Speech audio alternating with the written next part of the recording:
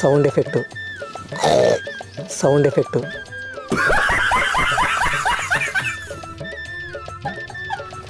అక్క భయం అవుతుంది, బావి ఇంకా అవసరలేంది. ఏదో ఏదో వస్తుందేమరా.